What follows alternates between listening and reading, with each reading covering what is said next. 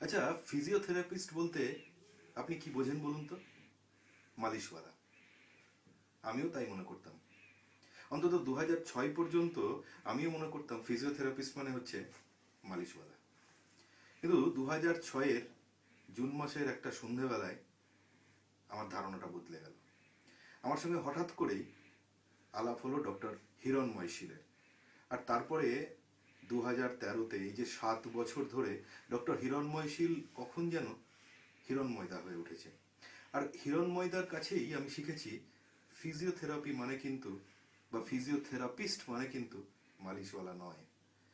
Physiotherapy মানে হিরণময়দা আমায় শিখিয়েছে, ফিজিওথেরাপি মানে হচ্ছে রিহ্যাবিলিটেশন, ফিজিওথেরাপি মানে হচ্ছে লাইফস্টাইল মডিফিকেশন, রূপান্তর। জানেন রূপান্তর মানে কি? জানেন রূপান্তর মানে আপনার মধ্যে যে আপনিটা আছে তাকে রূপান্তরিত করে দেওয়া।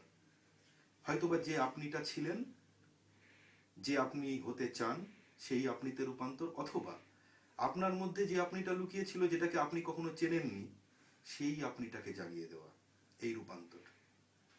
ফিজিওথেরাপি মানে হিরণময়দা আমাকে শিখিয়েছে চিকিৎসা শাস্ত্রের একটা অবিচ্ছেদ্য অঙ্গ, বিজ্ঞান, বিশাল একটা ব্যাপার। আর হিরণময়দার হাত ধরেই আমি এখন রূপান্তরিত হচ্ছি। খুব নাম করা একটা টিভি চ্যানেলের খুব ব্যস্ত সাংবাদিক আমি, সারাদিন ব্যস্ত থাকি। হিরণময়দার হাত ধরে সেই ব্যস্ততার মধ্যেও আমি আস্তে আস্তে রূপান্তরিত হচ্ছি। যে আমিটা হারিয়ে যেতে বসেছিল, সেই আমিটাকে আবার খুঁজে পাচ্ছি। হয়তোবা একটা নতুন আমিতে রূপান্তরিত হচ্ছি। হিরণময় ডক্টর হিরণময় শীল ডক্টর হিরণময় শীল আমার কাছে হিরণময়দাই শুধু নয়, আমার রূপান্তরের পথপ্রদর্শক। আপনিও আসুন ডক্টর হিরণময় শীলের কাছে।